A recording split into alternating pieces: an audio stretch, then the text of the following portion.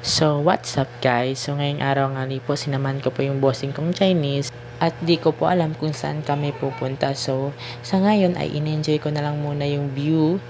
Di ko lang naman siya matanong kasi di siya nakakaintindi ng Tagalog. So, yung location nga namin, papunta siyang Labuan. So, ayan, sa Sinunuga pala kami nagdaan.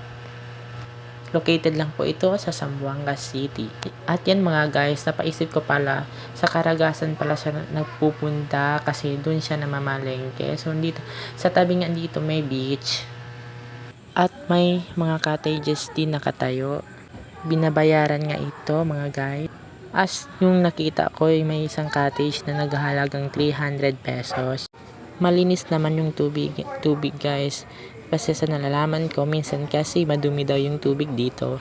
Not sure lang for the details. Magkano daw? Saan? Eh, 100 lang to bossing. Bali 200 lang dalawa. 200 dalawa bossing. Ha? Squid.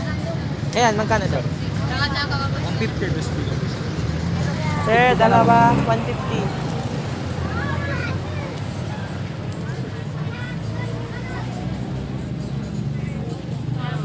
Fresco bossing.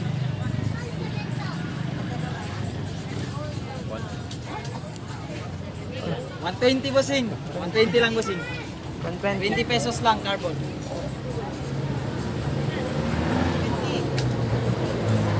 So, ayan nga guys, now I know. Palengke pala yung pinuntahan niya dito. So, medyo nga namahalan siya dun sa dalawang squid na yun. So, pinili niya yung small one. At dito nga ni po sa side ay may mga sausawan na at habang hinihintay namin na magluto yung squid ay abalang-abala naman yung bossing ko na magkuha ng video. TikTokeris kasi itong bossing ko. So ayan nga guys, marami kayong pwedeng pagpilian dyan like mga isda. Dito na rin siya bumili ng mga like onion kasi mura lang.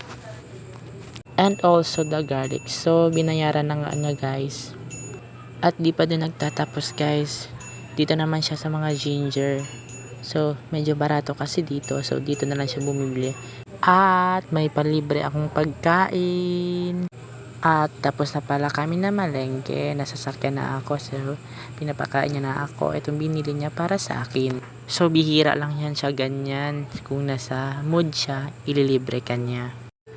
So, ayan nga ni po guys, ay pauwi na kami. So, hindi ko na po lahat akwa yung mga video na sayang. Maganda pa naman sana. So, kasi marami akong bit-bit na plastic. So, nahirapan ako mahawak ng camera.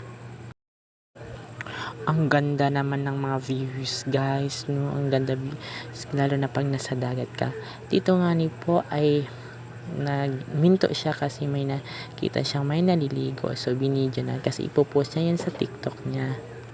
Dito tuloy pumasok sa isip ko na buti pa yung dating mga bata pa tayo, wala pa tayong iniisip ng mga problema, no? Kundi laro lang, kain at tulog lang. At ayan guys, malapit na nga kami sa tindahan nila kung saan ka ako nagtatrabaho. So medyo nga makulimlim yung panahon kasi gustong mag-ulan, pero it's a prank lang pala yun kasi wala nang uulan dito. As you can see guys, sobrang traffic na naman to ngayon. So, konting tiis na lang.